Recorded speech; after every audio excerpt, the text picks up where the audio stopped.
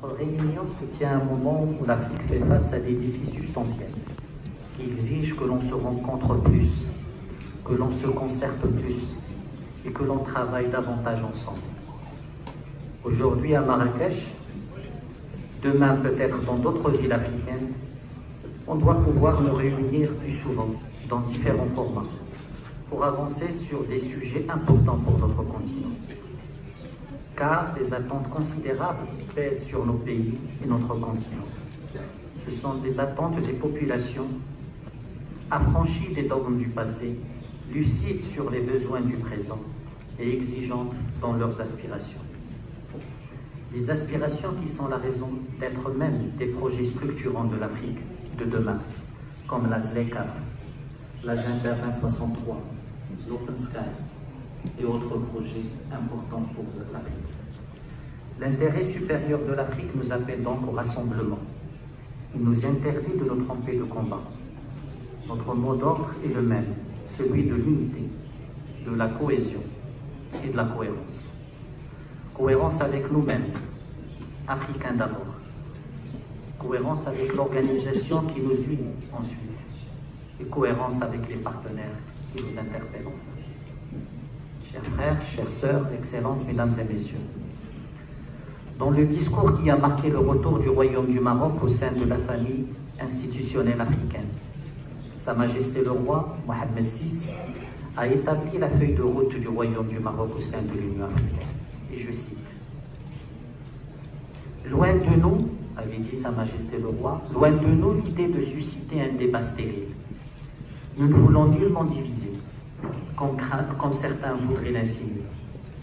Vous le constaterez, dès que le Royaume siégera de manière effective et qu'il pourra apporter sa contribution à l'agenda des activités, son action concourra au contraire à fédérer et à aller de l'avant. » Fin de la citation du discours royal. La conférence d'aujourd'hui est l'exacte illustration de cette vision royale, en ce qu'elle entend précisément fédérer et aller de l'avant.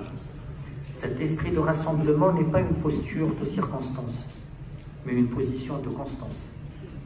Il découle de l'essence même de la politique africaine du Royaume du Maroc, qui repose sur les principes de responsabilité, de solidarité et de clarté. Cette orientation pousse aujourd'hui le Maroc à s'opposer à tout débat stérile, exploitant la question du Sahara, et à condamner les manipulations politiques et surenchères inutiles. C'est cela le message fort que porte chacune et chacun d'entre nous, et nous tous ici réunis aujourd'hui.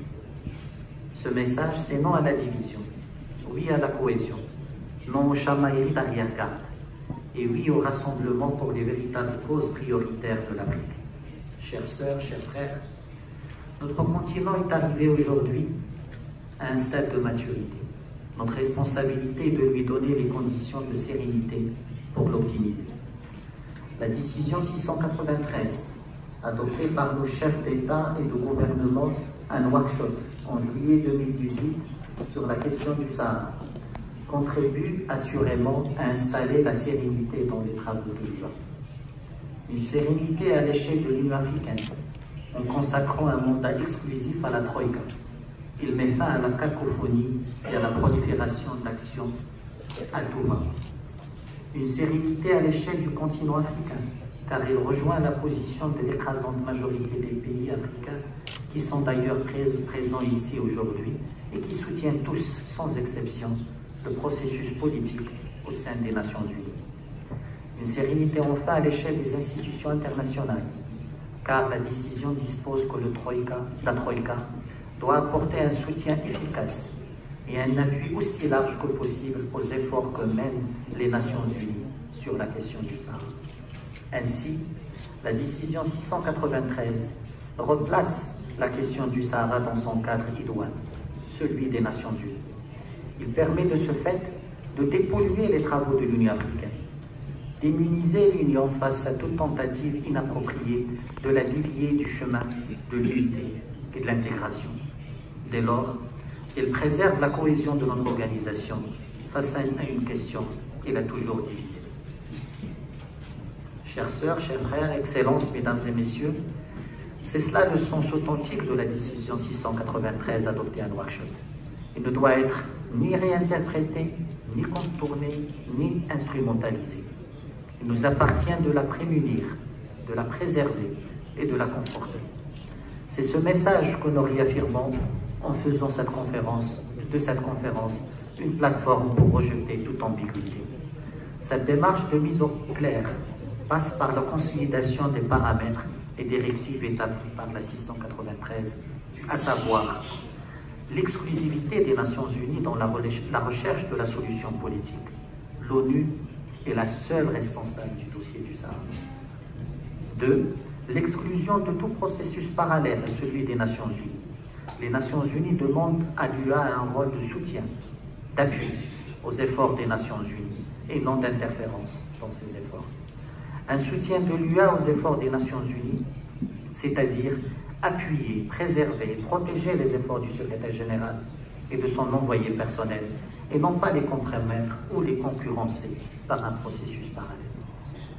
La Troïka est l'instrument pour affirmer ce soutien. La référence à la question du Sahara doit se faire uniquement au niveau de la conférence des chefs d'État et de gouvernement via le mécanisme de la Troïka. Ce sont ces mêmes paramètres qui permettent à l'UA de se poser en soutien au processus politique mené dans le cadre des Nations Unies et de s'inscrire dans la lignée des résolutions du Conseil de sécurité qui appellent à une solution politique réaliste, pragmatique et durable qui repose sur le compromis. Chères sœurs, chers frères, excellences, mesdames et messieurs, la position que nous exprimons aujourd'hui ne cherche en aucun cas à minorer le rôle de l'Afrique. Bien au contraire, comme l'a dit Sa Majesté le Roi, et je cite, « C'est à l'Afrique que le royaume cherche à donner le leadership. Or, il n'y a pas de leadership sans unité. Impliquer l'Afrique reviendrait à cultiver sa propre division, voire à courir le risque de son implosion. Le leadership ne se constitue pas en reproduisant des erreurs du passé. Or, souvenons-nous de l'expérience de la fin des années 70 et du début des années 80. En revanche, le leadership s'est rassemblé, s'est fédéré les efforts autour des enjeux importants de notre continent, notamment en matière de développement durable, de paix, de sécurité et de stabilité.